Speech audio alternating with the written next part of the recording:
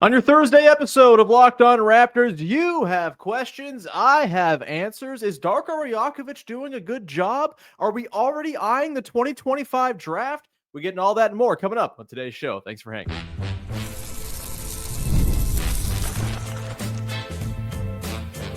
You are Locked On Raptors, your daily Toronto Raptors podcast, part of the Locked On Podcast Network.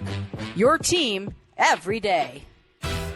Hey, what's going on? And welcome to another episode of Locked On Raptors, part of the Locked On Podcast Network, your team every day. It is Thursday, November the 14th, and I am your host, Sean Woodley. I've been covering the Toronto Raptors now for 11 seasons on various platforms. You can find all my work over on Blue Sky now. It's fun. It's great. It's like early 2010s Twitter. It's fantastic. Before it all gets ruined, come over and hang out on Blue Sky, where you can send me questions where I'll answer them in today's Locked On Raptors newsletter Mailbag edition. That's right. We have a newsletter. You can subscribe to that. The link is in the description of the podcast, and it's free to do. You get it right to your inbox, fresh every single day, writing 5 times a week from me. You can join the Locked On Raptors Discord server as well. Link in the description of the podcast.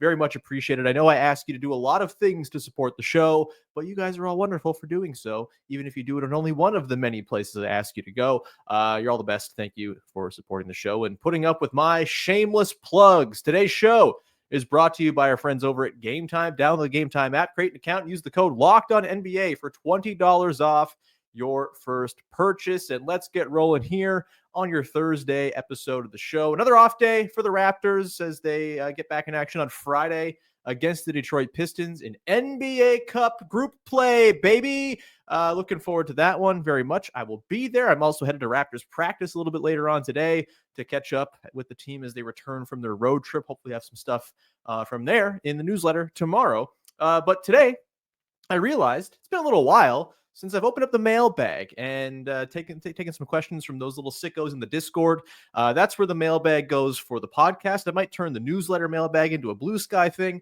We're workshopping things here for sourcing questions, but the Discord's a great place to come hang out if you want to get your questions asked and answered. If I don't answer the question on the show, I apologize. I'll try to get to it in the Discord chat at some point. But let's get rolling here with your questions. We're going to get some questions in today about the draft. We got some stuff about Jonathan Mogbo and his upside. We've got questions about Davion Mitchell and his future, but a couple questions off the top about Darko Rajakovic. Let's start here with Toby Saw YYC, wonderful supporter of the show. What grade do you give Darko on his coaching, development, and strategy?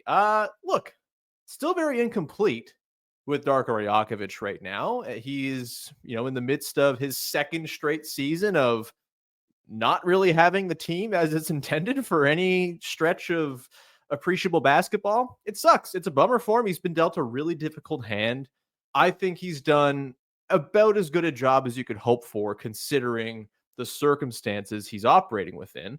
And there are two sides of it, right? There's the tactics and in-game stuff, which maybe has left some people wanting, though I do think there's, some stuff to really like there. The way the offense is run for this team with not very good players running it over the last year plus, it's performed pretty well overall. And most notably, the process has been bought into. They have been a team that generates good shots. Whether the players taking those shots or hitting them, that's a different story. But the offense has been picked up, and it is a system that with better talent is going to produce results. Just the way they create looks at the rim, the way they create corner threes, like they do a good job of creating a favorable shot chart, even if it's not like super high volume in terms of the threes they're putting up. I think the looks they get are usually pretty good. They're just not going down. That's, part of the deal when you don't have super high shooting talent, but there are fixes for that, like bringing in more shooting talent and the development side of things, which has been, I think, a real strong point for Darko Rajakovic. I mean, look at the guys who have come in over the last year plus. You start even with Scotty Barnes making a big jump last year. A big part of that, obviously, is just Scotty Barnes doing his own thing, having a great summer, all of that. But there's very clearly some developmental magic going on with Darko Rajakovic. This is not surprising. He came to Toronto renowned for his work with a whole bunch of different players. Obviously, Desmond Bane and his meteoric rise into being like a lead guard type, or at least a number 2 type in the NBA, all-star level player. Like, that is very much been credited to Darko Rajakovic by Desmond Bane himself. a lot of guys who have worked with Darko just sing glowingly about what he does as a developmental guy. I think we've seen him, take guys and put them into roles where they're more likely to succeed, cutting out things that they're not very good at, asking them to just do the things they do well. I think that's very good coaching. While also giving space to guys to test limits and see, oh, is this a thing you do well now? I think we're seeing that a little bit with Ochai Agbaji right now, where he's not someone who has been a great three-point shooter. They, for a while, flipped his shot chart completely on its head, went from taking 58% of his shots with the Jazz from three to like low mid 30s with the Raptors. But now that he's hitting his threes and he can't stop hitting his threes, you're seeing that 3-point rate kind of tick up again a little bit. And I think that's just smart coaching. If a guy shows in games he can do a thing, let him do that thing more, and then you're going to have a more well-rounded player. But I think sort of focusing and starting with the things a guy is good at. We've seen this with RJ Barrett too, right? The barreling off of screens, the working off the ball, the transition play that they've really prioritized for him in his game. Like, that's all been beautiful to watch him kind of hone that stuff and become a way more efficient player. And we've seen the results the last few games here, tail off as he's been sort of further away from that archetype the Raptors used him in last year. But they can bring him right back to that. And testing the bounds is not a bad thing. I think Darko does a good job of balancing that, of saying, hey, like, this is what your sort of core set of things you do is. If you prove you can do other stuff, great, but we're going to keep this core thing of things that you do as sort of the basis of what you do on the floor for us.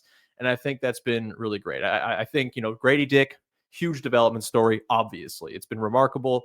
There's obviously player agency in all of these stories. It's not just a coach being like, you be better, and then they go get better. The players got to take it on themselves too. But I think the buy-in that Darko has brought, the sort of relatability he seems to have with his guys, I think he's done a damn good job on the development side of things.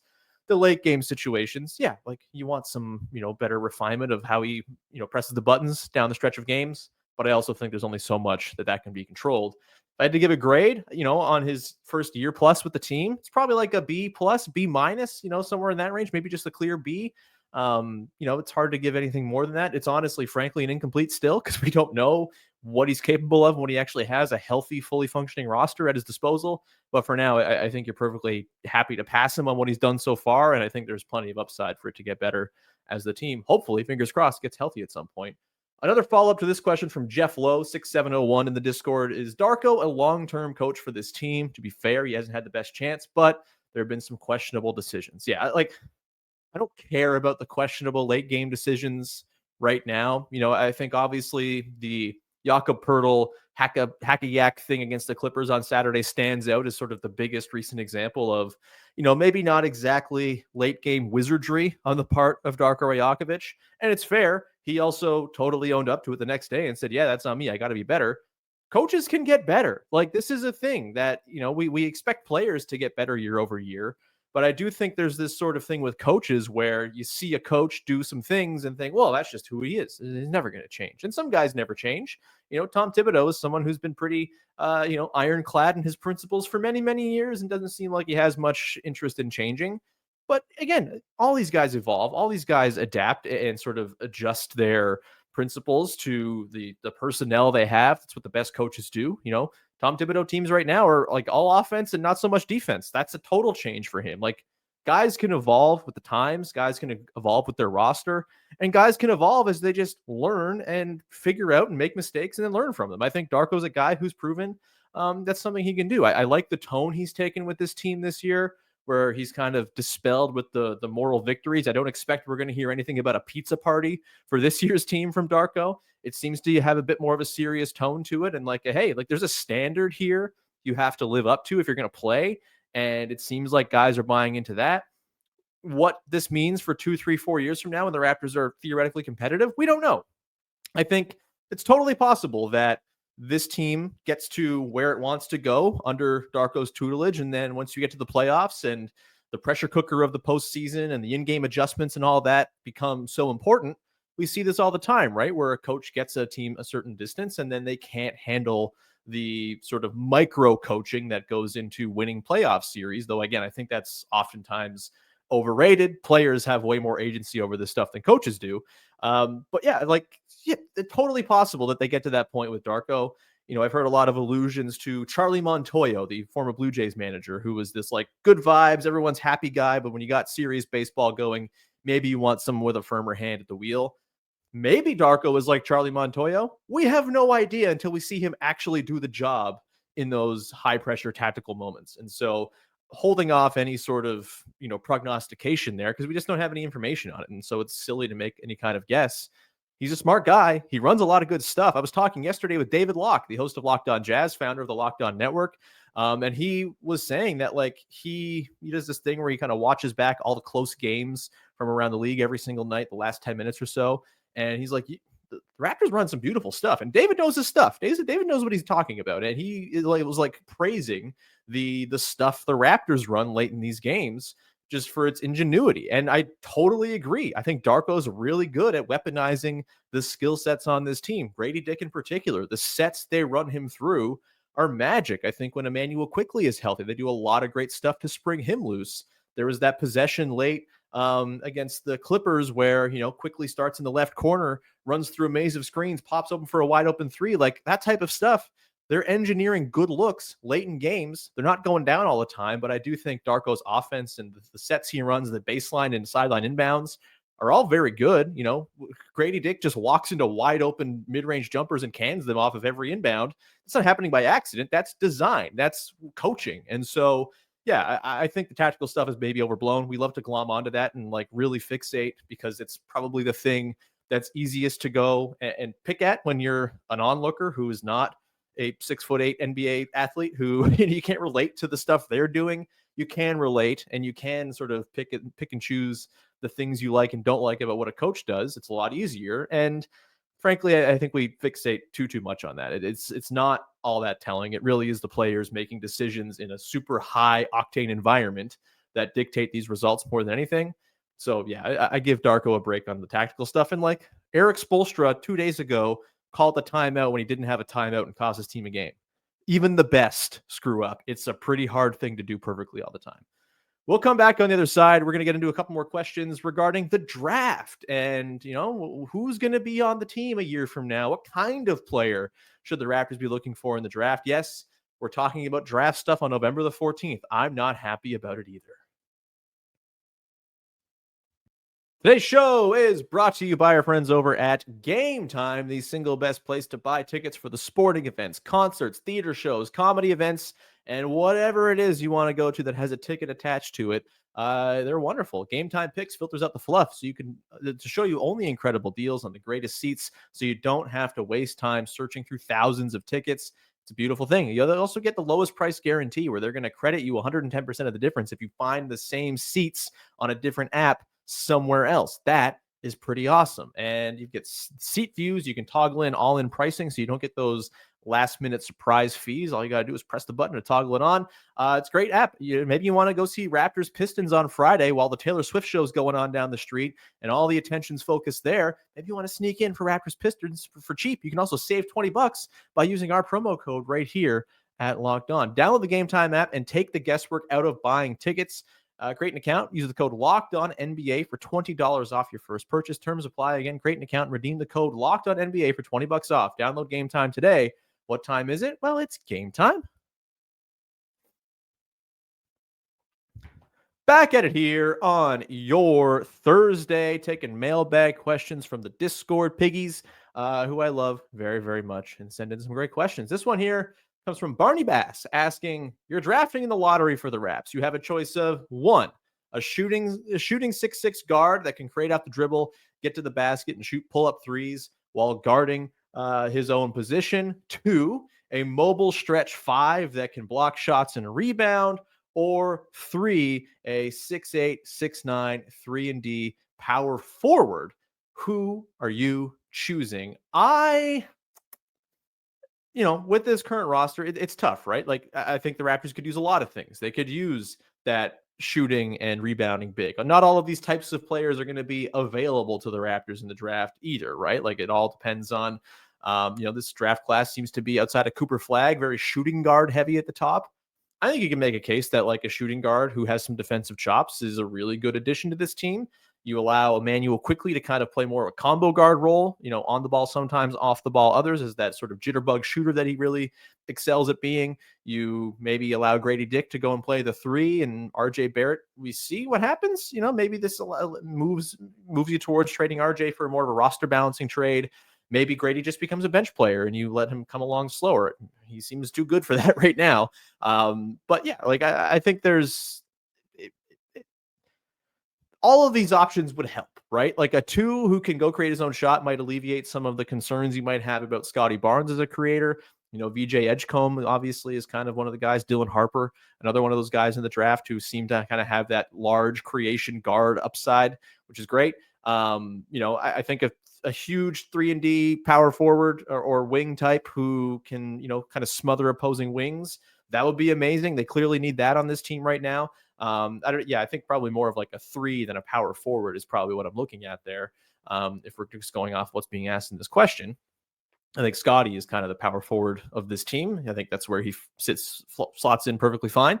And then, if I had to pick between these 3 archetypes, probably the big man, like a big man who can space a little bit, who's got some rebounding and shot blocking and rim protection. That would be awesome, right? Like, again, who knows if that's going to even be available to them where they pick in the draft. It's still so far away from the 2025 draft. Surely we'll talk about it a lot more with more specificity between now and then. But yeah, all these archetypes would help. I think if I had to pick one of the 3, maybe it's the shot creating guard. It kind of helps address the concern you might have with Scotty Barnes as a sole shot creator, as an offensive engine.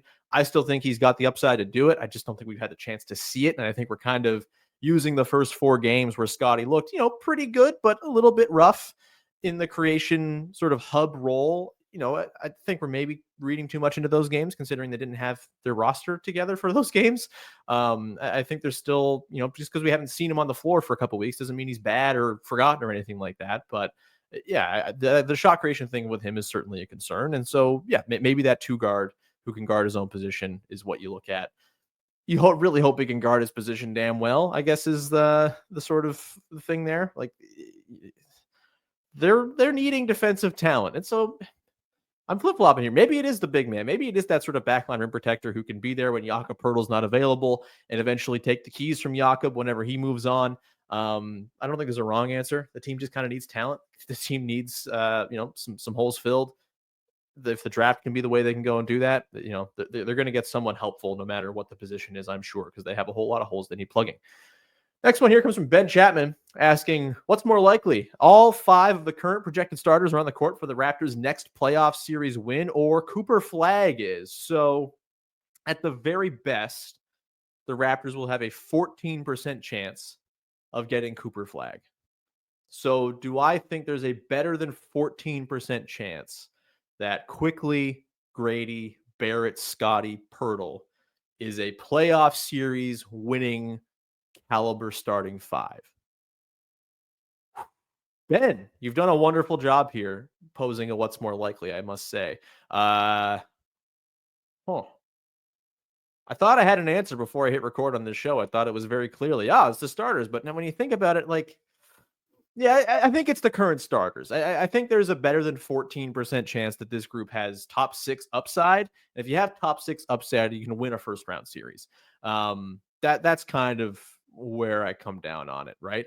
It's definitely tricky because the East is pretty good at the top still, although certainly in a bit of a state of decay. You would assume the Sixers will reassume that spot at some point, but maybe not. Maybe they're just the Sixers forever. There's a power vacuum at the top. What am I talking about? The Bucks are dying. I think there's a cap on what teams like the Magic and Pacers can probably be. I think there's a pathway here for the Raptors to be a top 6 team as soon as next season, frankly. And I'll say it's more likely that Quickly, Barrett, Dick, Barnes, Poeltl wins a playoff series than it is Cooper Flagg is on the team, because 14% is just not a very high percentage chance. And I do think, there's just, they may not even have like the top odds by all said and done. They have the worst record right now. If they ever get healthy, I do think there's still something of a modest run in this team somewhere. Whether the team wants that is a different story. But I'll go with the starters. I think the Eastern Conference is in a state of flux and transition. And, I think the sort of kernels of optimism we saw from RJ Barrett as an efficient off-ball player and Scotty and Quickly, we just haven't seen it all together, right? It's a bummer we haven't seen it, but those three guys together have a positive net rating in their time together, a +3 net rating over the course of their minutes last season. Jakob Poeltl's an effective player. They're not winning more than one playoff round with this team, but if you're a top 6 team, you can win a playoff round because you're in those sort of that 3, 4, 5, 6 zone where you're not playing the very top teams and getting wiped away by the Celtics or whatever. So yeah, I'll say it's more likely that they pull out a playoff series victory with this current starters than it is that Cooper Flagg is on that team, because 14%, just not a super high clip. We'll come back on the other side and round it out with a couple of questions about two figures on the Raptors bench, Davion Mitchell and Jonathan Mogbo, and what their futures look like with the team. We'll come back with that in just 1 second to close out the show. Today's show is brought to you by friends over at FanDuel. If you're a sports bettor, if that's your thing, you can go and tackle the NFL action with FanDuel, America's #1 sports book right now. Because right now, new customers can bet $5 and get $150 in bonus bets. That's right, $150 just by winning your first $5 bet. The FanDuel Sportsbook app gives you everything you need to place live bets on the NFL all in one place. So when you get a hunch in the middle of the game, you can check out the latest stats, view live play-by-play, and so much more on the same page where you place your bets. Just visit FanDuel.com to join today. Again, you'll get started with $150 in bonus bets if you win your first $5 bet. I'm not much of a sports wagerer, but if it is your thing, there's all sorts of other things you can go and play around with on FanDuel, whether it's odds for the NBA in-season tournament or a night-to-night, over-unders on points for different guys. It's all there for you to go and peruse. That's FanDuel.com. Never waste a hunch and make every moment more with FanDuel, an official sportsbook partner of the NFL. Please play responsibly. Wrapping it up here on your Thursday edition of the show, taking your mailbag questions. A couple of questions to round things out. Let's get to this one from Stago in the Discord. What are your midterm 2 to 3 years and longer term years 5 and on projections for Jonathan Mogbo? Can he become a good starter? What area of his game do you think can realistically develop? Mogbo is a fascinating guy because I'm finding myself currently torn between the idea of just saying, you know what, dude? You're a backup 5. You're a small backup 5, but that's just going to kind of be your job, and go and find the best way to flourish and excel within that. Versus, is there more of a development curve that can be taken with him to make him into a more sort of dynamic offensive player and thus make him starter caliber? It all hinges on the shot, right? And how much you believe in the 3-point shooting. He has not hit a 3 since opening night. It was a beautiful thing when he hit that 3 on opening night, but obviously it's tapered off since. He just does not look to shoot very often, whether it's from 3 or even from 2, right? I think my biggest critique of him so far as a player has been he's just very rim averse. He gets the ball around the nail, and he has a pretty interesting package of skills to go and get to the rim. I think he's got nice touch. Like, there could be like a floater game he works in from the zone, from the nail. There could be, more implementation of that really tight interior, like inside crossover he has, where he's put a couple guys on skates in close quarters and scored and gotten around them to score at the rim, weaponizing his handle in those close confines. That's pretty impressive, but he doesn't do it enough. And so I think right now, the next 2-3 years, I do think that sort of backup, center, switchable defensive guy who just makes stuff happen, makes connective passes. That's probably what you're looking at. How you then go and develop him into more of a guy who kind of has the ball in his hands, is creating stuff for you, is a starter level player. It very much depends on the 3-point shooting. And so I probably just kind of do the two things at once. The nice thing about Mogbo is he has a lot of those skills already, right? He's got a good feel. The passing is pretty legit already. We know the defense is going to hang. We know the interior scoring is there. We know the rebounding is there. And so if you just throw him out there and kind of have him be more of a backup 5, maybe he's not utilizing all those skills all the time, but they're there. I mean, he's using the defense and rebounding, certainly. And some of the connective passing as a big man, I think, is something he's going to be able to tap into more, as hopefully they get Emmanuel quickly back and have some more dynamic guard play to play off of him.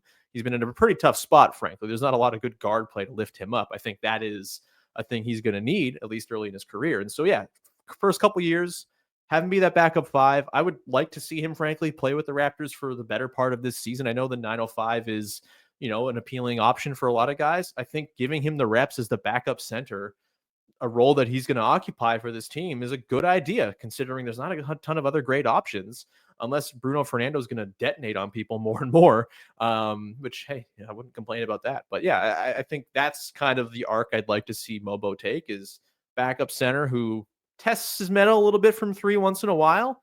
And if it starts to hit and he's able to develop it and work on it outside of games and improve as a shooter, it's a difficult thing to do. It's more often than not, the Ryan Dunns are the outliers of the world, right? Where these guys who don't have much shooting pedigree, it's pretty hard to just learn how to be a great shooter. But if he can do that and figure out the shooting thing within the context of being a backup center, that kind of tears the top off the ceiling a little bit. And he can go and do a whole bunch of stuff as he sort of gets more mature and more attuned to the NBA speed and all of that. So yeah, backup center for the first couple of years. Maybe he just stays as that and is just a nice bench piece for you for a while, who can maybe close some games because of his defensive talent. And then if the 3-point shooting comes along, then some new horizons kind of open up. But I wouldn't be sort of force feeding him corner threes or anything like that right now. I don't think that's the role he's most likely to occupy in the NBA. So have him do the thing he's going to do for you for the next couple of years. Be a light shooting backup five who does some stuff and wrecks some things on defense and makes the easy plays and garbage buckets on offense. Come back. We got one more question. Yeah, here we go. Insomnia Man asks, would you rather Davion Mitchell keeps playing well, the Raptors re-sign him to be the backup point guard for the next two seasons, possibly blocking Shedd's development, or Davion keeps playing well, but the Raptors trade him at the deadline, freeing up those minutes for Shed to go and mess around? It's a would you rather. These are two extreme ends. I think the notion that Davion Mitchell is playing well is maybe a little overstated. I don't like being such a Davion Mitchell skeptic, but the offense is a disaster when he's out there. It just does not work with Davion Mitchell running the show. We've seen this really pop up in recent games. Unless he's hitting threes, which is a very hit and miss proposition, it's just the utility's tough, right? And so I don't know if I'd say he's overall playing well. I think he's doing some good things. The transition play is fun. The defense is obviously very annoying, though the team is still very bad at defense. And I think the over-aggression stuff can sometimes burn you, with the fouling situation we've seen with this team, with just kind of losing guys at the point of attack because you're being overzealous, and then the back end of the defense is, kind of scrambling to recover. I think well is not how I would classify Davion Mitchell. As far as answering the either or of this question, I think probably the latter is where I'd go. I'd rather see him get traded for whatever you can get for him. I don't think Davion Mitchell has a lot of trade value, frankly. Like, he's a guy who, if you trade for him, you instantly are in the position where, oh, he's an RFA. We got to pay him if we want to keep him around. And I just don't see a contender out there that's going to be looking at Davion Mitchell as the missing piece, right? Like, usually when contenders are making moves, it's for a little extra 3-point shooting, a little extra creation, size. He doesn't really bring those things. I think Davion Mitchell is like a playoff player. Pretty dubious proposition. I think at his size, with his lack of shooting, that's the type of guy who gets played off the floor in the playoffs and doesn't really see even reserve minutes for you. And so I don't see a team out there offering a legitimate asset for him to go and bring him in as the final piece of the puzzle. So if you can get a second rounder for him, great. I think what's most likely is they just kind of play out the string and he leaves, and Jamal Shed takes over as the backup point guard next season, and everyone's fine with that.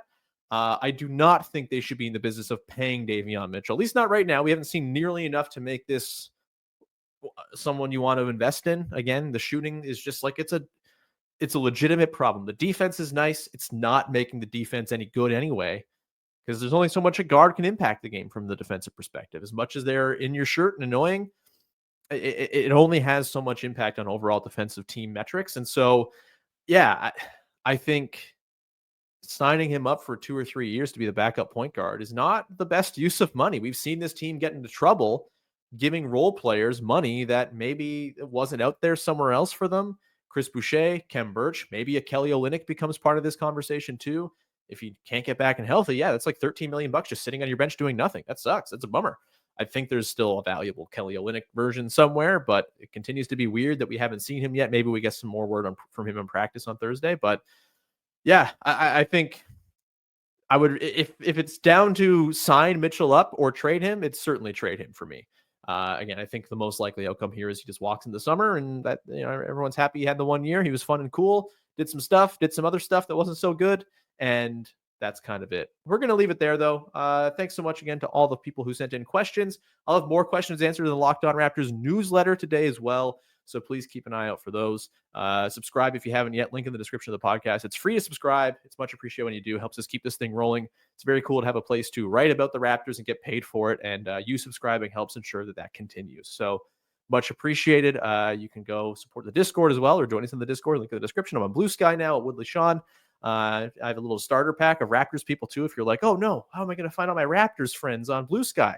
I have it for you. It's my pinned post. You just go in there, follow all the accounts in there, and it's like Raptors Internet has been returned to your feed. It's lovely. So yeah, go ahead and do all that. Thanks so much. We'll talk to you again on Friday with Toxic Positivity Friday, baby, as Katie Heidel's going to be back, and we're going to find some way to make it all about the good stuff going on with the 2-10 basketball team that's real hurt all the time. We're in our bag. We'll be back with that tomorrow. Thanks so much for hanging. Bye-bye. Ooh, baby, 2 in a row.